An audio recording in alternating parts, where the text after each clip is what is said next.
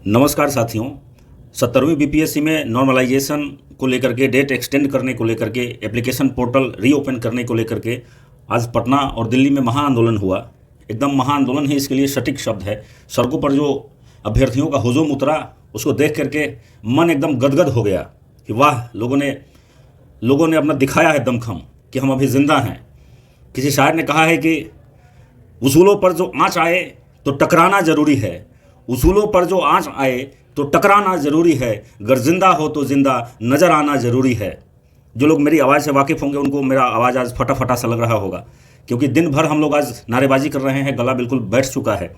दिल्ली में भी महाआंदोलन ही हुआ।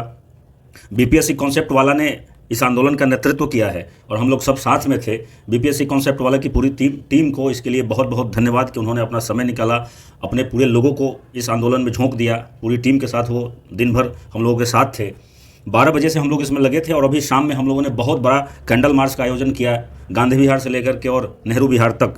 सड़कों पर केवल कैंडल ही कैंडल दिखाई दे रहे थे। बहुत बड़ा, लगभग अंदाज़ा है कि 10,000 लोगों की भीड़ रही होगी।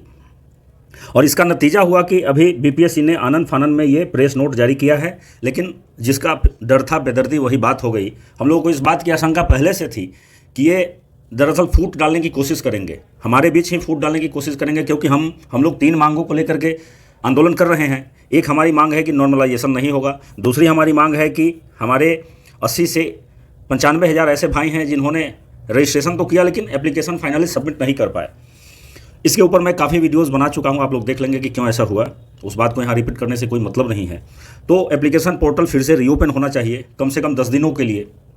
और तीसरी हमारी जो मांग है कि एग्ज़ाम डेट को एक्सटेंड किया जाए। इसमें से एक चीज़ को इन्होंने केवल मान लिया है। इस नोटिफिकेशन में आप देखिए, यहाँ जो लिखा है, अभ्यर्थियों को सूचित किया जाता है कि उक्त परीक्षा का आयोजन पूर्व निर्धारित तिथि 13/12/24 शुक्रवार को एकल पाली में 12 बजे मध्याह्न से 2 बजे अपराह्न तक आयोजित की जाएगी, जिसमें नॉर्मलाइजेशन जैसी कोई प्रक्रिया अपनाने का प्रस्ताव नहीं है। अब देखिए कि आज ये कह रहे हैं कि कोई नॉर्मलाइजेशन जैसी प्रक्रिया अपनाने की कोई ज़रूरत नहीं है, कोई प्रस्ताव नहीं है। ये नोटिफिकेशन आप कल भी तो ला सकते थे, परसों भी तो ला सकते थे। इसके लिए भी लोगों को सड़कों पर उतरना पड़ा है, अपना दमखम दिखाना पड़ा है, तब इन्होंने यू टर्न लिया है कि ऐसा तो कोई प्रस्ताव ही नहीं है। दरअसल हमको लगता है कि सारा झूठा जो है वो बीपीएससी में ही बैठा हुआ है। तो आप लोग बटिए बिल्कुल भी नहीं, जब तक 3 में से 1 मांगे मान ली गई है। 2 मांगे अभी भी बहुत महत्वपूर्ण है। आप सब जान रहे हैं कि अभी का एक दिन एक महीने के बराबर है। अभी आप एक दिन में जितनी स्टडी कर पाएंगे उतना 1 महीना में नहीं कर पाएंगे। लेकिन आप पिछले 10 दिनों से पढ़ाई नहीं कर पा रहे हैं। आप पिछले 10 दिनों अपने दिल पर हाथ रख के बोलिए तो पिछले 10 दिनों से पढ़ाई नहीं हो रही है, क्योंकि दिमाग कॉन्सेंट्रेट ही नहीं कर पा रहा है कि पता नहीं एग्जाम होगा नहीं होगा, नॉर्मलाइजेशन होगा नहीं होगा। यदि नॉर्मलाइजेशन हुआ तो फिर एग्जाम दे करके ही क्या करेंगे, सीटें तो पहले से बिक चुकी होंगी। तो हमारी मांग है कि एग्ज़ाम डेट को एक्सटेंड किया जाए और जनवरी या फरवरी में आप एग्ज़ाम करा लीजिए और इस बीच में एप्लीकेशन पोर्टल को रीओपन कर दीजिए ताकि जो लोग नहीं फॉर्म भर पाए उनको भी एक मौका मिल जाए। तो जब तक ये 2 मांगे और हमारी नहीं मान ली जाती हैं तब तक इसी तरीके से डटे रहना है, हटना नहीं है। और पटना पुलिस को शर्म आनी चाहिए, पटना पुलिस के डीजीपी को शर्म आनी चाहिए कि किस प्रकार से मैन हैंडलिंग किया गया है आज पटना में शांतिपूर्ण आंदोलन कर रहे छात्रों के ऊपर, जो मतलब जिनके हाथों में कोई अस्त्र शस्त्र नहीं था, लाठी डंडे नहीं थे, और उनके ऊपर लाठियां भाजी गई है इतनी बेतरतीब तरीके से। एएनआई का वो जो एएनआई ने उसको कवर किया है, आप लोगों ने देखा होगा कि आंख से आंसू आ रहे थे मुझे देख करके। लड़कियों को नहीं, हमारी बहनों को नहीं बख्शा गया, लड़कियों को मेल पुलिस वाले ने मारा है। खबर यह भी है कि बीपीएससी ऑफिस के भीतर मीटिंग के लिए बुलाई गई कुछ लोगों को और अंदर ही उनकी पिटाई कर दी गई। भाई ये तो कैसे कहें कि हम एक डेमोक्रेटिक सेटअप में रह रहे हैं। ये तो ब्रिटिश काल में भी ऐसा नहीं होता था कि निहत्थे लोगों पर आप लाठियां चलवा रहे हैं। तो आप लोग डटे रहिए, इस तरीके से एकदम बिल्कुल हटना नहीं है। आपस में एकदम टूट फूट नहीं करना है। ठीक है, एक मांग हमारी मान ली गई, लेकिन जो 10 दिन का आपका नुकसान हुआ है, 10 दिन से आप पढ़ाई नहीं कर रहे हैं, उसका क्या? उसके लिए अगर 1 महीना 20 दिन एक्स्ट्रा समय आपको मिल जाएगा तो अच्छा होगा ना, और तैयारी आपकी अच्छी हो जाएगी। मैं अपनी बात नहीं कर रहा हूँ, आपके लिए, आप लोगों के लिए बीपीएससी कॉन्सेप्ट वाला की पूरी टीम और हम लोग दिन भर बिना खाए पिए अभी हम अपने अपने कमरे में लौटे हैं।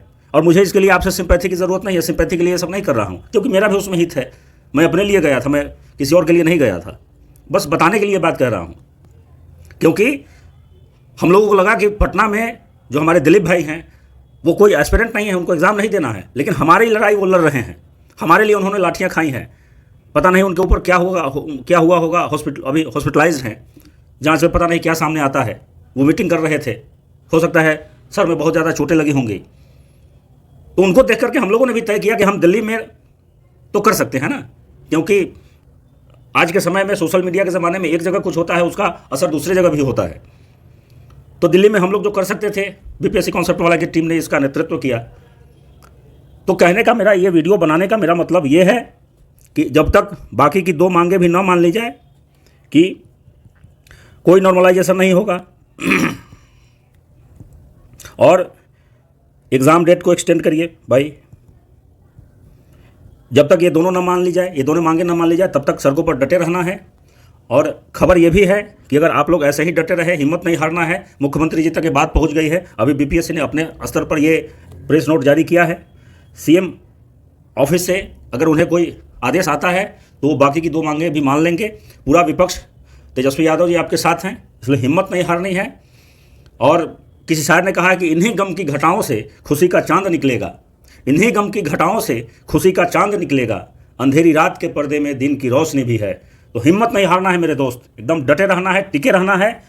क्योंकि अगर आप थोड़ा सा सेल्फिशनेस दिखाएंगे, आपस में बटेंगे, आपस में फूट मत करेंगे, तो फिर आपने जो पिछला 10 दिन अपना गंवाया है इस आंदोलन के पीछे, ये जो पूरा चल रहा है उहापोह की स्थिति, इसके पीछे जो आपके 10 दिन खराब हुए हैं वो फिर पानी में जाएंगे। आप अगर 1-2 दिन और हिम्मत दिखाएंगे, 1-2 दिन और टिके रहेंगे, रिजल्ट हमारे हाथ में होगा। तो इस वीडियो में इतना ही, फिर मुलाकात होगी। Thank you.